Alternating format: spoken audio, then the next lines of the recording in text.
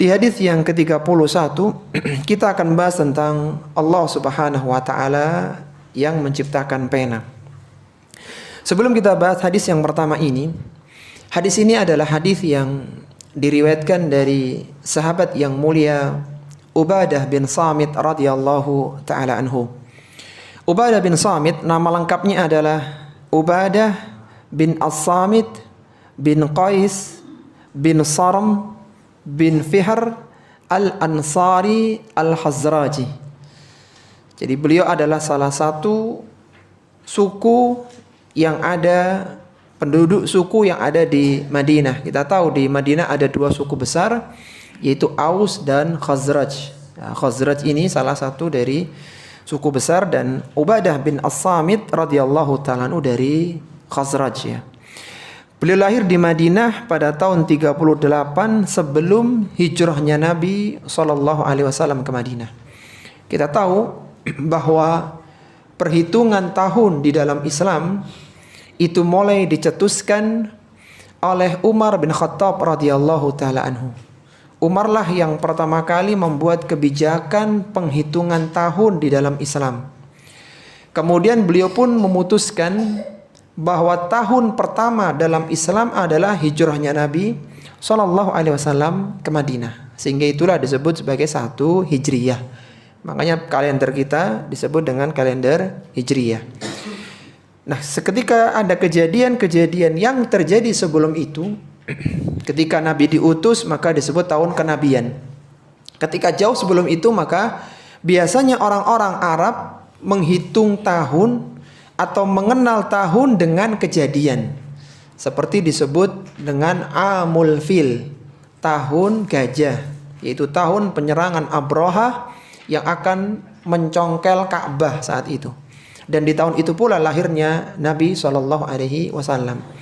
Ada pula Amul Huzni, tahun kesedihan, yang mana Nabi SAW ditinggal mati oleh istrinya tercinta Khadijah radhiyallahu taala anha dan pamannya Abu Talib, sehingga beliau berdakwah ke Taif, dan di Taif pun dilempari dengan batu, sehingga beliau akhirnya Isra Mi'rajkan oleh Allah Subhanahu wa taala ke langit. Itu Amul Huzni. Ada lagi namanya Amul Wufud ya, tahun datangnya para utusan. Itu tahun 8 Hijriah ketika Fathu Makkah. Intinya bahwa bangsa Arab sudah mengenal adanya hari, mereka tahu adanya bulan, tapi mereka tidak menghitung tahun. Jadi tahun itu ya kejadian aja. Tapi mereka tahu ini Ramadan, ini Syawal, mereka tahu. Ini hari Senin, hari Jumat, mereka tahu. Tapi tidak dihitung tahunnya. Perhitungan tahun dimulai dari sejak masa Umar bin Khattab, sehingga dihitung mundur. Oh, kalau tahun 1 Hijriah itu Nabi hijrah, berarti perang Badar tahun 2 Hijriah. Begitu. Taib, Ubadah bin Samit radhiyallahu taala anhu lahir di Madinah di 38 tahun sebelum hijrahnya Nabi SAW ke Madinah. Dan beliau adalah sahabat yang terkenal dengan waroknya, sangat menjaga diri. Beliau ikut dalam hampir seluruh peperangan di masa Nabi SAW, sejak perang Badar dan perang-perang yang lainnya. Bahkan di masa Umar bin Khattab radhiyallahu taala anhu, Ubadah bin Samit ikut dalam penaklukan Mesir ya. Kita tahu pada masa Umar banyak terjadi futuhat, penaklukan, bahkan sudah dimulai di masa Abu Bakar As-Siddiq radhiyallahu taala anhu, dan salah satu yang ditaklukkan adalah Mesir. Yang salah satu serdadu perangnya adalah Ubadah bin Samit radhiyallahu taala anhu. Ubadah bin Samit wafat di Ramallah di Palestina, dan ada yang mengatakan jenazahnya dimakamkan di sekitar Baitul Maqdis. Kalau antum masih ingat pembahasan di pertemuan sebelumnya, di mana makamnya Nabi Musa? Nabi Musa makamnya di mana? Di Sidoarjo atau di Surabaya? Makamnya itu satu lemparan batu dari Baitul Maqdis, yang kita udah bahas pertemuan sebelumnya. Jadi satu lemparan batu dari Baitul Maqdis. Artinya ketika orang berdiri di makam Nabi Musa alaihissalatu wassalam, kemudian melempar batu itu nyampe di Baitul Maqdis. Nah, sekitar itu. Nah, Ubadah bin Samit itu dimakamkan di sekitar Baitul Maqdis pula.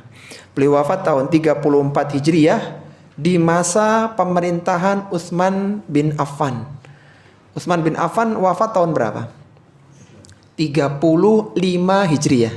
Jadi setahun sebelum Utsman dibunuh oleh para pemberontak di bulan haram, bulan Dzulhijjah, bulan haji, tanggal 18 Dzulhijjah tepatnya, di tanah haram di Madinah.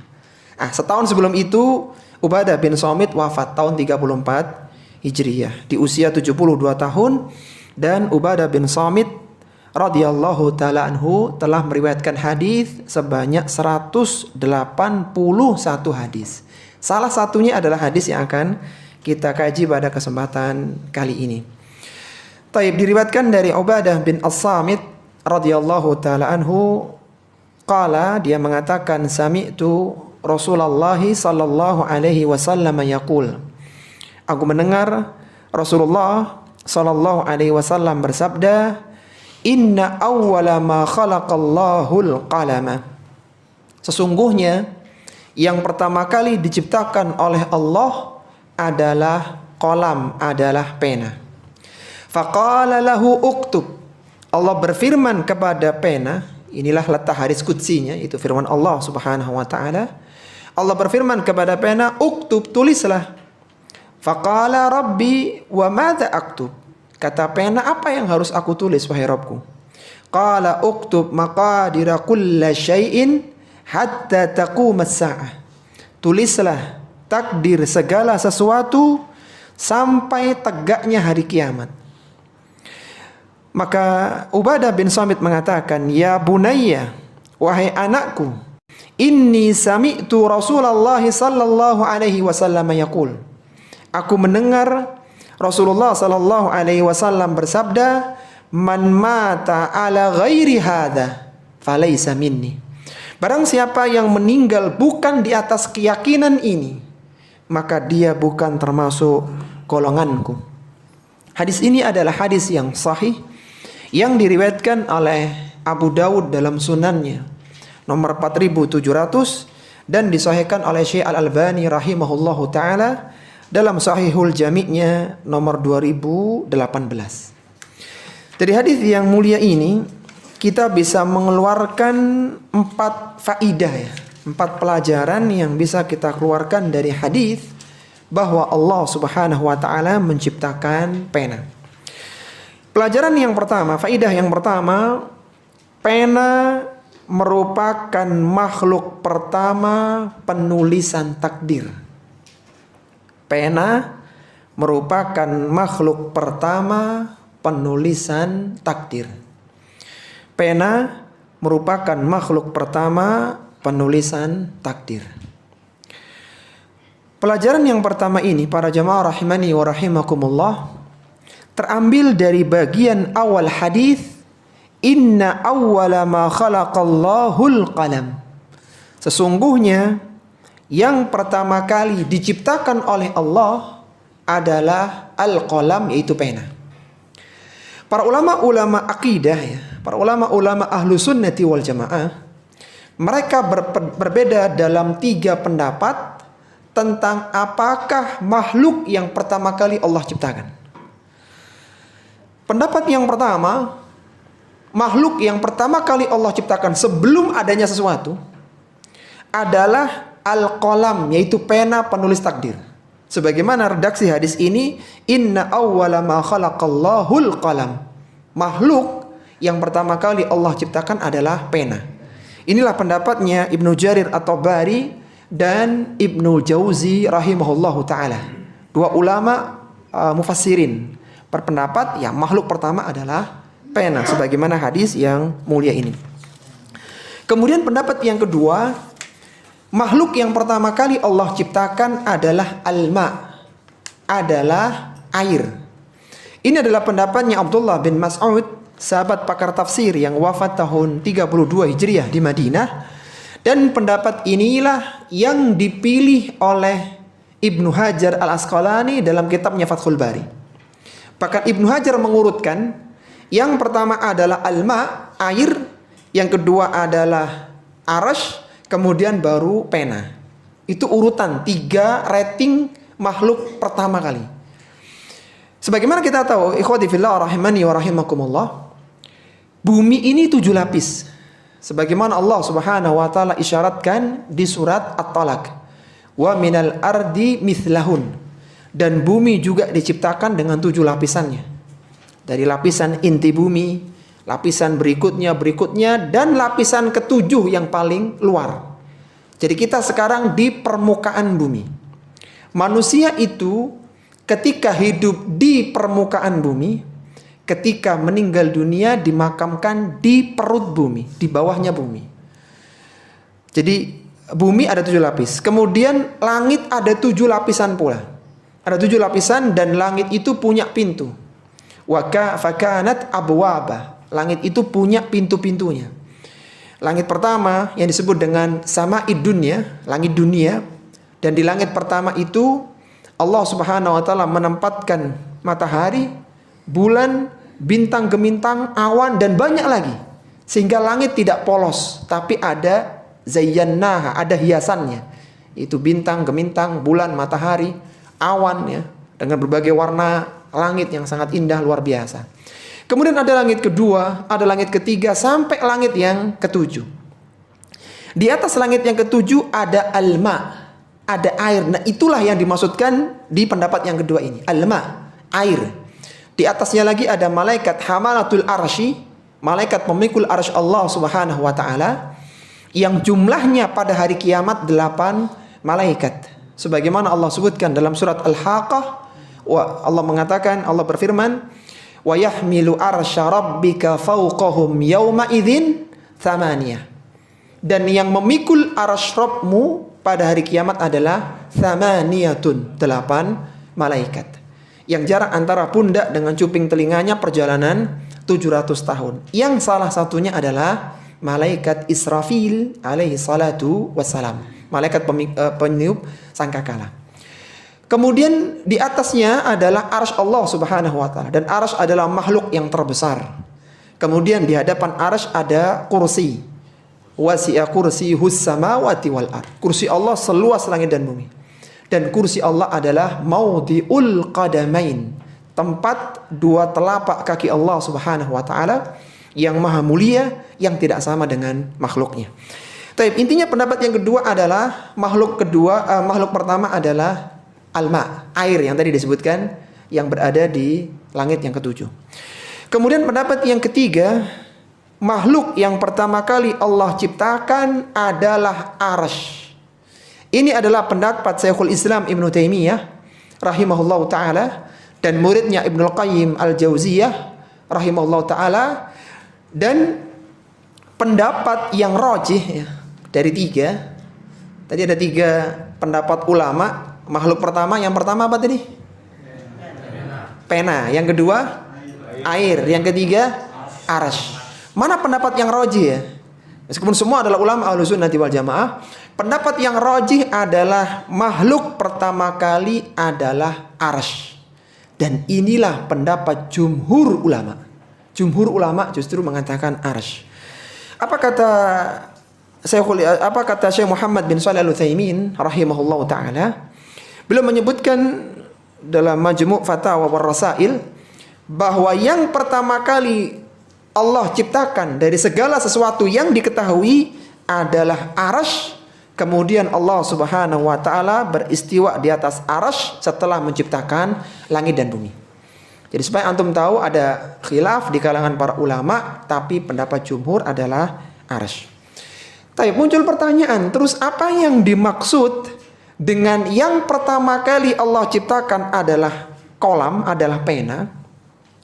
Yang dimaksud dengan Allah Subhanahu wa taala yang pertama kali menciptakan adalah pena, maksudnya adalah 2 maksud sebagaimana penjelasan dari Al-Hafidz Ibnu Hajar Al-Asqalani dalam Fathul Barinya. Yang pertama adalah yang dimaksud makhluk pertama adalah makhluk pertama selain air dan arsy. Itu enggak masuk hitungan pertama. Jadi air itu pertama, arsy baru makhluk pertamanya adalah pena. Itu pendapat yang kompromi pertama ya. Jadi dikatakan pertama selain air dan arsy gitu. Kemudian yang kedua, komprominya adalah pena adalah makhluk pertama yang disandarkan penulisan takdir yang akan muncul darinya. Kan semua ini kan berjalan dari takdir Allah Subhanahu wa taala. Nah, pertama kali untuk merencanakan takdir, menetapkan takdir itu ya pena itu. Jadi ketika ada kehidupan yang berjalan dari takdir, pertama kalinya adalah pena penulis takdir. Jadi sederhananya, pena adalah makhluk pertama. Yang pertama adalah karena dia makhluk pertama selain air dan arasy. Dan pena adalah makhluk pertama sebagai penulis takdir. Itulah komprominya. Baik. Supaya antum lebih mantap dengan pendapat jumhur ya.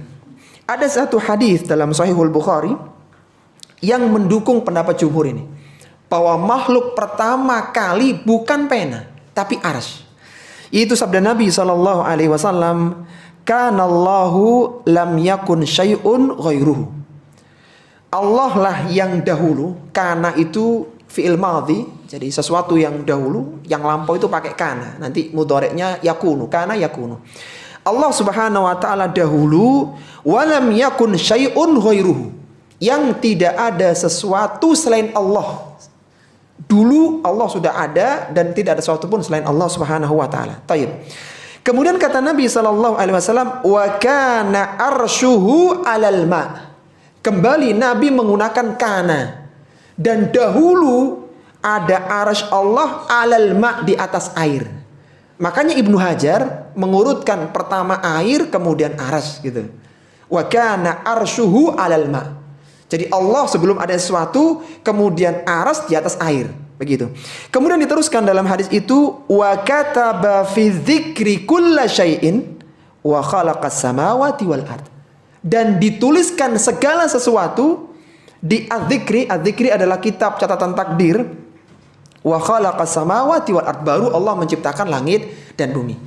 Jadi sederhananya dalam hadis ini, kalau kita urutkan ya, Allah itu maha al-awwal, Allah yang dahulu, kemudian ada arsy yang di atas air, bahkan kalau kita urutkan air dulu baru arsy, kemudian baru pena, baru langit, bumi gitu.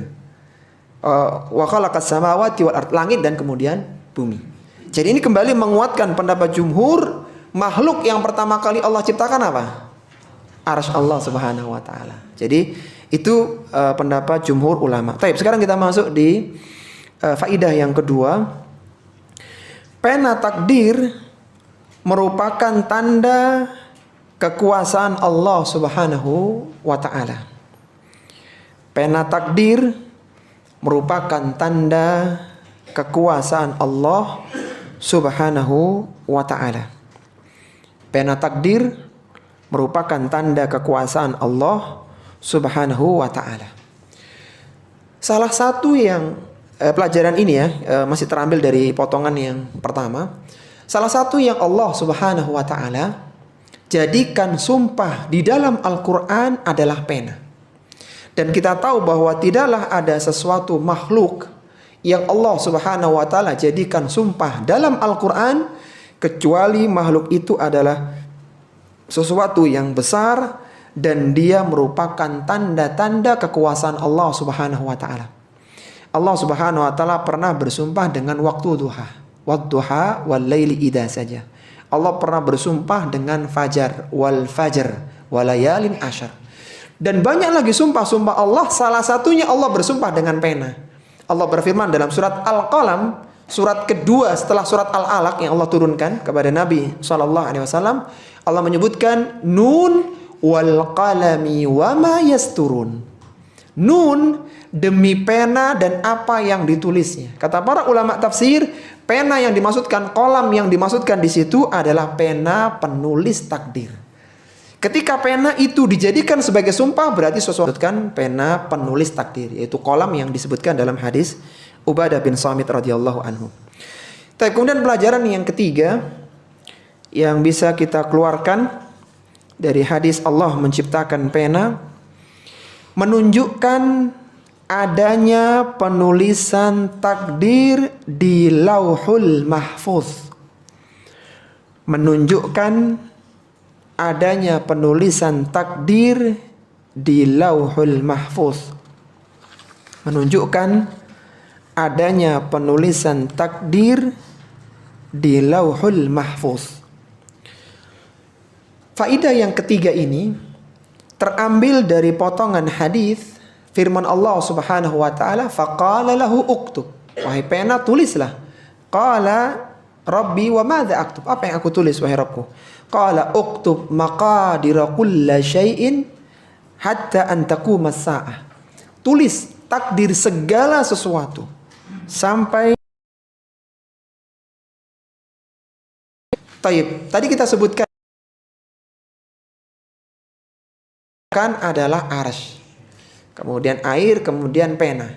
Artinya pena bukanlah yang pertama kali sekali gitu ya. Ada makhluk-makhluk yang sebelumnya, itu arsy dan air, berdasarkan pendapat jumhur ulama. Pena meskipun bukan yang paling pertama dalam sejarah, sesuatu ditulis oleh pena. Meskipun pena datangnya belakangan dibandingkan arsy dengan air maksudnya, tapi segala sesuatu yang terjadi sebelum adanya pena dan setelah pena sampai kiamat, bahkan sampai manusia di surga dan neraka, itu ditulis oleh pena. Jadi supaya antum tidak berpikir berarti ada sesuatu yang di luar takdir. Enggak ada.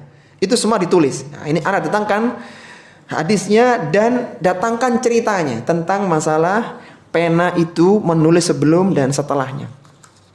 Hadis ini diriwayatkan oleh Al-Imam At-Tirmidzi dalam sunannya nomor 2155. Hadis ini sahih, disahihkan oleh Syekh Albani dalam Sahihul Jami'-nya nomor 2017 ya. Hadisnya cukup panjang. Hadis dari Abdullah bin Wahid bin Sulaim rahimahullahu taala, seorang tabi'in. Kata beliau, qadimtu Makkah. Aku datang tiba di Makkah. Falaqitu Atha bin Abi Rabah. Dan di sana aku bertemu dengan Atha bin Abi Rabah. Abdul Wahid bin As-Sulaim adalah seorang tabi'in yang dia ketemu dengan Atha bin Abi Rabah. Siapa Atha bin Abi Rabah? Atha bin Abi Rabah adalah tabi'in yang wafat tahun 115 Hijriah. Termasuk ulama besar, termasuk ya ulama di kalangan tabi'in ya. Fakultu, maka dia berkata kepada Atha bin Abi Rabah, ya Aba Muhammadin, wahai Abu Muhammad, inna ahlal Basrah yaquluna fil qadar. Sesungguhnya orang-orang Basrah, orang-orang Irak sedang memperbincangkan takdir. Mereka sedang mendiskusikan, membahas tentang masalah takdir. Apa kata Atha bin Abi Rabah? Kata beliau, ya bunayya ataqra'ul Qur'ana? Wahai anakku, apakah kau baca Quran? Fakultu na'am, kata dia, iya aku baca Quran. Qala faqra az-Zukhruf. Coba baca surat Az-Zukhruf itu di juz 25, surat Az-Zukhruf. Baca. Hamim wal kitabil mubin inna ja'alnahu Qur'anan Arabiyyan la'allakum ta'qilun. Wa innahu fi ummil kitabi ladaina la'aliyun hakim. Dibaca awal-awal surat Az-Zukhruf. Kemudian kata Atha bin Abi Rabah, atadri ma ummul kitab? Tahukah engkau apa yang dimaksud dengan ummul kitab ya? Jadi kalau kita terjemahkan ayatnya itu Hamim wal kitabil mubin, demi kitab yang menerangkan. Itu ini sumpah ya, wal kitabil mubin, demi sumpah demi kitab Al-Qur'an yang menerangkan. Inna ja'alnahu Qur'anan Arabiyyan la'allakum ta'qilun. Kami jadikan Al-Qur'an dalam bahasa Arab agar manusia itu berpikir, berakal. Kemudian Allah menyatakan wa innahu, sesungguhnya Al-Qur'an itu fi ummil kitabi ladaina la'aliyun hakim. Sesungguhnya Al-Qur'an fi ummil kitab, di umul kitab, yang mana di sisi kami yang sangat di dalamnya menuliskan sebelum penciptaan langit dan bumi, menuliskan takdir sebelum adanya langit dan adanya bumi. Fihi, di dalam kitab itu tertulis inna fir'auna min ahlin nar. Fir'aun itu akan dimasukkan ke dalam neraka. Ingat ya, kitab ini sudah ditulis sebelum langit dan bumi ada, apalagi Fir'aun. Fir'aun jelas belum ada. Fir'aun tertulis dalam kitab itu fihi inna fir'auna min ahlin nar. Fir'aun telah ditulis pasti menjadi penghuni neraka. wa fihi tabbat yada abi lahabi wa tab. Dan di kitab itu tertulis binasalah kedua tangan Abu Lahab. Abu Lahab pasti masuk neraka. Sebelum langitnya ada, sebelum buminya ada, bahkan sebelum Abu Lahab lahir, ditulis Abu Lahab neraka. Qala Atha, maka Atha mengatakan, falakitul Walid ibnu Ubadah bin As-Samit sahibin Nabi sallallahu alaihi wasallam. Aku ketemu dengan Al-Walid bin Ubadah bin Samit, anaknya Ubadah bin Samit berarti. Jadi As-Samit punya anak, Ubadah punya anak Walid gitu loh. Ketemu dengan Walid bin Ubadah bin As-Samit. Kemudian kata yang dia adalah sahabat Nabi sallallahu alaihi wasallam, fasa'altuhu. Aku bertanya kepada dia, Al-Walid bin Ubadah bin Samit, maka wasiyatu abika indal mauti. Apa wasiatnya bapakmu Ubadah bin Samit sebelum dia meninggal dunia? Ubadah bin Samit yang meriwayatkan hadis ini tadi. Apa wasiatnya Ubadah bin Samit sebelum dia meninggal dunia? Qala, maka Al-Walid anaknya Ubadah bin Samit mengatakan, da'ani abi. Abiku memanggilku saat itu. Faqala li, dan mengatakan kepadaku, ya bunayya, wahai anakku, ittaqillah, bertakwalah engkau kepada Allah. Wa'lam annaka lan tattaqiyallaha hatta tu'mina billahi wa tu'mina bil qadar kullihi khairihi wa syarrihi. Dan ketahuilah bahwasanya engkau tidak bisa bertakwa kepada Allah sampai engkau benar-benar beriman kepada Allah dan beriman dengan takdir yang baik dan yang buruk semuanya. Itu engkau akan bertakwa kalau sudah beriman kepada Allah dan beriman kepada takdir yang baik dan yang buruk. Kemudian kata bapaknya Ubadah bin Samit, yang tadi meninggal di mana Ubadah bin Samit? Di Palestina, di Ramallah. Kata beliau, fa in mutta ala ghairi hadza. Kalaulah engkau meninggal bukan di atas keyakinan ini, dakhaltan nar, maka engkau pasti masuk neraka. Inni sami'tu Rasulullah sallallahu alaihi wasallam yaqul. Aku mendengar Nabi sallallahu alaihi wasallam bersabda. Mulai Ubadah bin Samit meriwayatkan hadisnya. Aku mendengar Nabi sallallahu alaihi wasallam bersabda, inna awwala ma khalaqallahul qalam. Sesungguhnya yang pertama kali Allah ciptakan adalah pena. Faqala lahu uktub. Allah menyatakan, tulislah wahai pena. Faqala ma aktub. Apa yang kutulis? Qala uktubil qadara makana wa ma huwa kain ilal abad. Ini loh yang anak jadikan syawahid itu. Maka Allah berfirman kepada pena, tulislah takdir makana wa ma huwa kain. Apa yang sebelum adanya pena dan setelah adanya pena ilal abadi, sampai sepanjang masa. Jadi pena meskipun bukan yang paling pertama, itu tetap menulis yang sebelumnya apalagi yang setelahnya. Dan ini juga mengisyaratkan berarti ada yang sebelum pena. Ya, karena kan ditulis yang sebelumnya, pasti ada yang sebelum pena. Taib. Dan penulisan takdir di Lauhil Mahfuz sebagaimana telah kita ketahui terjadi 50.000 tahun sebelum langit dan bumi. Jadi Lauhil Mahfuz itu kitab besar, disitulah ada Al-Quran, disitulah takdir segala sesuatu. Lauhil Mahfuz yang ada sebelum penciptaan langit dan bumi. Sebagaimana disebutkan dalam hadis Abdullah bin Amr bin Al-As radhiyallahu ta'ala anhuma yang mengatakan sami'tu Rasulullah sallallahu alaihi wasallam yaqul. Aku mendengar Rasulullah sallallahu alaihi wasallam bersabda, kataballahu maqadiral khalaiqi qabla an yakhluqas samawati wal arda bi 50 alf sanah wa qala wa arshuhu alal ma. Jadi Allah Subhanahu wa taala menuliskan takdir para makhluknya 50.000 tahun sebelum langit dan bumi itu ada. Wa arshuhu alal ma, dan arsy Allah berada di atas air. Tulisan yang ada di Lauhil Mahfuz, takdir di Lauhil Mahfuz atau yang kita kenal dengan kitabah azaliyah, kalau antum ingat dalam penulisan takdir, itu adalah tulisan yang tidak akan berubah selama-lamanya. Tidak akan berubah di situ. Sebagaimana sabda Nabi sallallahu alaihi wasallam, rufi'atil aqlam wa jaffatis suhuf. Telah diangkatlah pena takdir al-qalam yang tadi kita bahas dan telah keringlah lembaran-lembaran takdir. Jadi Allah Subhanahu wa taala menuliskan takdir di Lauhil Mahfuz. Adanya penulisan takdir di Lauhil Mahfuz. Kemudian pelajaran yang keempat, yang terakhir adalah ancaman bagi orang yang tidak mengimani takdir dengan benar.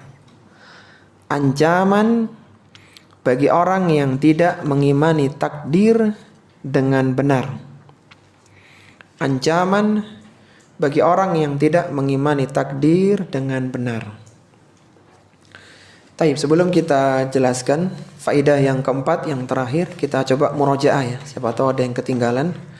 Ada 4 pelajaran yang bisa kita keluarkan dari hadis yang ke-31 tentang Allah menciptakan pena. Pelajaran pertama apa?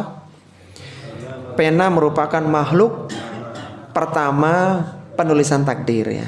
Yang kedua, pena takdir merupakan tanda kekuasaan Allah Subhanahu wa taala. Yang ketiga, menunjukkan adanya penulisan takdir di Lauhil Mahfuz. Kemudian yang keempat, ancaman bagi orang yang tidak mengimani takdir dengan benar.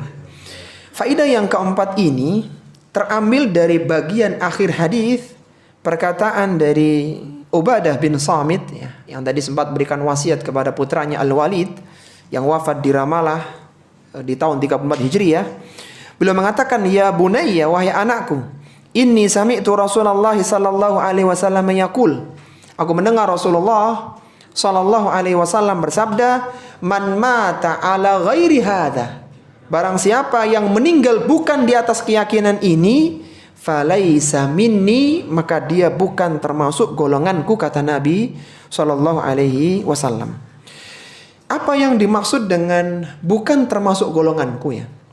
Al-Hafidz Ibnu Hajar Al-Asqalani rahimahullahu taala dalam kitabnya Fathul Bari menyebutkan yang dimaksud bukan termasuk golonganku, maksudnya bukan termasuk orang-orang yang mengamalkan sunnah Rasulullah Sallallahu Alaihi Wasallam. Maksudnya adalah orang yang tidak mengikuti jalannya Rasulullah Muhammad Sallallahu Alaihi Wasallam. Itu maksudnya.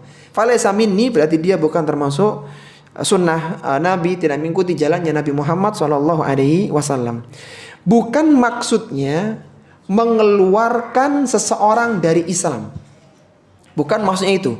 Namun ucapan falaysa minni, kalian bukan termasuk golonganku, karena ada beberapa hadis yang seperti itu. Sebagaimana tentang menikah, Nabi menyebutkan man raghiba an sunnati falaysa minni. Barang siapa yang benci dengan sunnah menikah bukan dari golonganku. Maka orang yang tidak menikah tidak serta-merta keluar dari Islam.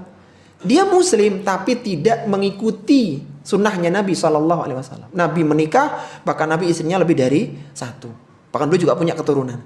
Cara ini nggak diikuti oleh orang yang tidak mau menikah. Nah, lafadz falaysa minni meskipun tidak sampai khurujum minal millah, tidak sampai mengeluarkan orang dari Islam, tapi itu adalah ancaman yang keras agar orang tidak terjerumus dalam pelanggaran itu. Meskipun tidak sampai mengeluarkan seorang dari Islam, tetapi itu adalah ancaman yang keras agar jangan sampai melakukan pelanggaran yang disebutkan dalam hadis. Dan sebagian mengatakan kalau orang melakukan itu artinya dia tidak berada di atas agama yang sempurna. Jadi nggak sempurna keislamannya sampai dia meninggalkan yang dilarang oleh Nabi Shallallahu Alaihi Wasallam. Meskipun dia masih punya yang usul dalam agama, tapi cabang-cabangnya tidak sempurna. Itu maksud dari falaysa minni. Taib. Terlepas dari apakah orang yang keluar dari atau bukan bagian dari Nabi itu keluar atau tidak, dan pendapat yang benar itu dia masih muslim, tapi seorang muslim dan muslimah dituntut agar mengimani takdir dengan pemahaman yang benar, dengan keyakinan yang kuat, yang tidak ada keraguan sedikit pun. Karena takdir ini adalah bagian dari rukun iman. Rukun iman ada berapa? Ada 6. Yang keenam apa rukunnya? Beriman kepada takdir, qada dan qadar yang baik dan yang buruk. Ini pilar dalam Islam. Ketika seorang salah dalam keyakinan takdir, maka dia menyimpang. Dan ada kelompok-kelompok yang menyimpang. Ada qadariyah, ada jabriyah, dan yang lainnya. Sampai-sampai suatu ketika Ibnu Ad-Dailami, beliau mendatangi Ubay bin Ka'ab, salah seorang tabi'in. Beliau mendatangi Ubay bin Ka'ab dan mengatakan ada ganjalan dalam masalah takdir.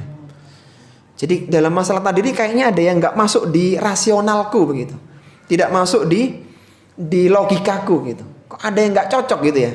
Maka dengan nada tinggi Ubay bin Ka'ab mengatakan, wallahi law anfaqta mithla Uhudin dhahaban ma qabilahu Allahu minka hatta tu'mina bil qadar. Seandainya, demi Allah kata Ubay bin Ka'ab, seandainya engkau berinfak dengan emas sebesar gunung Uhud, gunung yang terbentang 3 km yang gede itu, tinggi sekali. Di bawahnya ada pemakaman syuhada Uhud. Seandainya engkau punya emas segede itu, sebesar gunung itu, kemudian engkau infakkan, maqabilahu Allahu minka. Allah tidak akan terima infak itu hatta tu'mina bil qadar. Sampai engkau beriman dengan takdir, dengan keimanan yang benar. Karena ketika akidahnya menyimpang, tidak berlaku lagi amalan. Percuma dia beramal. Infak segede apapun Allah nggak terima. Karena dia salah dalam masalah akidah, dalam masalah takdir ini. Sehingga kita perlu belajar ya tentang takdir yang benar. Meskipun kita meyakini, para jemaah rahimani wa rahimakumullah, semua telah Allah tuliskan, maka kita perlu tahu bahwa takdir itu pintunya ditutup oleh Allah Subhanahu wa taala. Tidak ada yang tahu apa yang Allah takdirkan kecuali setelah terjadi. Allah berfirman dalam Al-Qur'an, "Alimul ghaibi fala yuzhiru ala ghaibihi ahada." Allah lah yang mengetahui perkara yang gaib, fala yuzhiru ala ghaibihi ahada. Allah tidak menunjukkan yang gaib kepada seorang pun.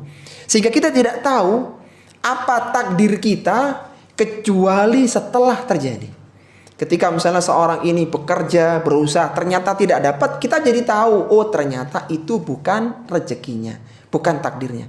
Dia sudah berobat, masih belum sembuh, kita jadi tahu, oh ternyata itu bukan takdirnya. Taunya kapan? Setelah terjadi. Taunya setelah terjadi. Sehingga kita sebagai seorang muslim, kita tetap harus berusaha, berikhtiar. Karena takdir itu berjalan dengan sebab. Ketika Allah mentakdirkan seorang misalnya punya keturunan, anak yang solih, penghafal Al-Quran, misalnya begitu takdirnya, maka Allah akan takdirkan dia menikah. Allah akan takdirkan dia bekerja untuk menafkahi istrinya. Demikian seterusnya sampai dia punya anak. Jadi takdir ditetapkan tetapi ada sebabnya. Sehingga tugas kita adalah beramal dan Allah akan mudahkan kita di atas amalan tersebut. Taib, muncul pertanyaan. Apa bedanya orang yang meyakini bahwa dia berjalan di atas takdir dan dia beramal dengan orang yang beramal tapi dia tidak yakin takdirnya ditetapkan? Paham nggak dengan pertanyaannya antum? Ada dua orang misalnya ya, yang A itu meyakini anak ada takdirnya, meskipun anak nggak tahu, tapi rel anak itu sudah ada, anak berjalan di atas takdir. Nah, yang B berpendapat bahwa enggak. Takdir anak yang buat. Anak mau kaya harus kerja keras, anak mau pintar harus belajar. Tergantung nanti, semakin semangat semakin pintar. Dia merasa takdirnya belum ada. Dialah yang akan merakit menyusun takdir sendiri. Bedanya apa? Bedanya kalau yang pertama ini berusaha dengan optimis bahwa rezeki anak sudah ada, anak tinggal menjemput. Yang ini belum yakin. Ya karena kan dia nggak tahu dapat uang atau tidak. Kalau anak yakin dapat uang, dapat rezeki. Tapi anak nggak tahu di mana beradanya, makanya anak cari. Tapi anak hanya menjemput sesuatu yang sudah Allah tetapkan. Kira-kira yang lebih tenang yang mana? Yang pertama, anak yakin rezeki ada, sehingga usaha jalan, nggak perlu sampai menghalalkan segala cara. Tapi semoga satu hadis yang akan kita bacakan sebagai penutup di hadis yang ke-31 semakin menyadarkan bahwa seorang yang yakin adanya takdir tidak meninggalkan usaha dan ikhtiar. Jadi jangan sampai menjadi fatalis ya. Jadi ya sudahlah, kalau kita memang takdirnya kaya, yo kaya.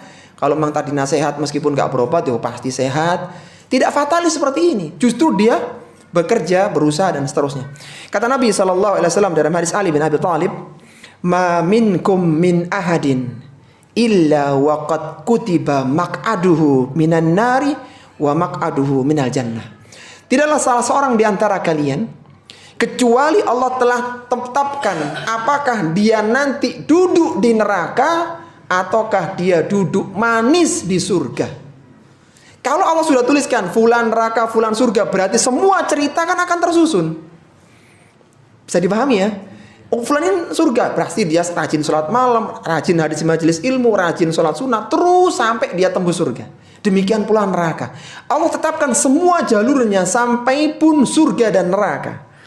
Maka mendengar ucapan Nabi SAW yang mulia ini, para sahabat mengatakan, "Ya Rasulullah, afala nattakilu ala kitabina wa nad'ul amal?"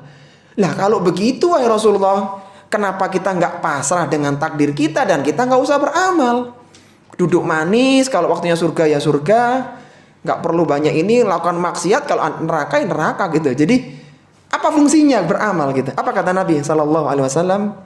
Qala i'malu fakullun muyassarun lima khuliqalahu. Beramallah kalian, karena sesungguhnya seorang akan dimudahkan sesuai yang dia diciptakan untuknya. Kalau ini memang cetakan surga, mudah masuk surga. Kalau dia memang akan masuk neraka, akan dimudahkan masuk neraka. Kemudian kata Nabi SAW, amma man kana ahlis sa'adah. Adapun orang-orang yang akan menjadi orang yang bahagia dengan masuk ke dalam surga, fayuyassaru li amali ahlis sa'adah. Maka dia akan dimudahkan untuk menjalani amalan-amalan penghuni surga. Dia mudah hadir di majelis ilmu, dia mudah mengakses ilmu, mudah mempelajari ilmu, paham dengan ilmu, ringan bagi dia. Maka ini pertanda fayuyassaru li amali ahli sa'adah. Dia dimudahkan untuk mengamalkan amalan penghuni surga. Wa amma man kana min ahli saqai. Demikian pula orang yang sudah Allah tetapkan sebagai orang yang celaka dengan terperosok ke dalam neraka. Fayuyassaru li amali ahli saqawah. Dia akan dimudahkan untuk melakukan amalan-amalan orang yang celaka. Jadi dia cinta dengan maksiat, dia suka dengan keburukan, dia cenderung kepada keburukan. Sehingga ya arahnya akan ke sana. Ada orang-orang yang dia tahu pintu-pintu keburukan tapi dia nggak berhajat, dia nggak suka. Dijadikan hatinya benci dengan kemaksiatan. Di tengah-tengah banyak orang yang cinta dengan keburukan. Jadi kembali lagi para jemaah rahimani wa rahimakumullah, kita harus mengimani takdir dengan benar. Dan seorang yang takdirnya, keyakinannya benar, maka dia justru semangat dalam beramal. Sebagai contoh, Nabi SAW di perang Uhud ya, atau perang Badar, beliau tahu bahwa beliau akan mendapat, Islam gak akan kalah, Islam pasti akan menang sampai hari kiamat. Tapi beliau berangkat dengan baju besinya. Di Badar beliau masih mencari strategi yang tempat strategis untuk bertahan, mencari yang dekat dengan sumber air. Jadi ketika perang kan pasti kehausan minimal nanti butuh mandi, macam-macam, cuci muka lah paling tidak, cari dekat air sehingga enak kita, lelah ada minum, diatur. Jadi tidak hanya sudah bismillah kita berangkat perang, kalau memang syuhada ya syuhada, surga, nggak seperti itu, ada strateginya. Di medan Uhud beliau masih pakai baju besi, meskipun akhirnya beliau kena pipinya dengan tusukan waktu itu, sallallahu alaihi wasallam. Dan banyak lagi kejadian yang lain. Padahal beliau orang yang paling benar keyakinannya dalam masalah takdir, tapi ikhtiarnya maksimal. Sehingga jangan sampai belajar takdir justru menjadikan kita malas untuk berusaha. Tidak, justru kita berusaha, yakin, dan kita tenang dalam beramal. Bismillah, insya Allah dagang, nanti Allah akan berikan rizki. Bismillah, insya Allah bekerja, Allah akan berikan rizki untuk kita.